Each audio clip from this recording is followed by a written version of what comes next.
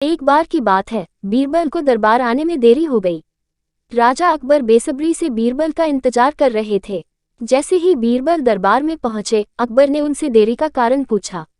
बीरबल कहने लगे कि आज जब वह घर से निकल रहे थे तो उनके छोटे छोटे बच्चों ने उन्हें रोक दिया और कहीं न जाने की जिद करने लगे। किसी तरह बच्चों को समझा बुझाकर निकलने में ही देरी हो गई। राजा को बीरबल की इन बातों पर बिल्कुल यकीन नहीं हुआ। उन्होंने सोचा कि बीरबल देर से आने का झूठा बहाना कर रहे हैं। उन्होंने बीरबल को कहा कि बच्चों को मनाना इतना भी कठिन काम नहीं है। अगर वे ना माने तो थोड़ा डांट डपट कर उन्हें शांत किया जा सकता है। वहीं बीरबल इस बात से परिचित थे कि बच्चों के मासूम सवालों और जिद को पूरा कर पाना बेहद मुश्किल होता है। जब अकबर इस बात से संतुष्ट न हुए तो बीरबल को एक उपाय सूझा।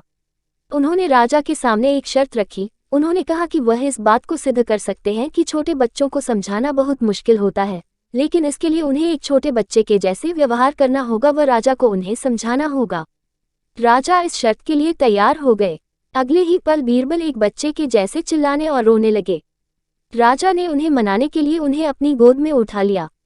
बीरबल गोद में बैठकर राजा की लंबी मूंछों से खेलने लगे। कभी वे बच्चों की तरह मुंह बिगाड़ते तो कभी मूंछों को खींचने लगते। अभी तक राजा को कोई आपत्ति नहीं हो रही थी। जब बीरबल मूंछों से खेलकर थक गए तो गन्ना खाने की जिद करने लगे। राजा ने बच्चा बने बीरबल के लिए गन्ना लाने का आदेश दिया। जब गन्ना लाया गया तो बीरबल ने नई जिद पकड़ ली कि उन्हें छिला हुआ गन्ना चाहिए। एक सेवक द्वारा गन्ने को छिला गया। अब बीरबल जोर जोर से चीखने लगे कि उन्हें गन्ना छोटे छोटे टुकड़ों में कटा हुआ ही चाहिए। अकबर ने प्यार से पूछा, कहो बीरबल, तुम क्यों रो रहे हो?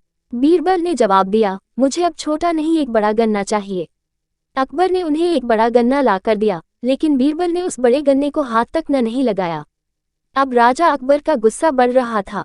उन्होंने बीरबल से कहा कि तुम्हारी जिद के अनुसार तुम्हें बड़ा गन्ना लाकर दिया गया है, तुम इसे न खाकर रो क्यों रहे हो? बीरबल ने जवाब दिया, मुझे इन्हीं छोटे छोटे टुकड़ों को जोड़कर एक बड़ा गन्ना खाना है।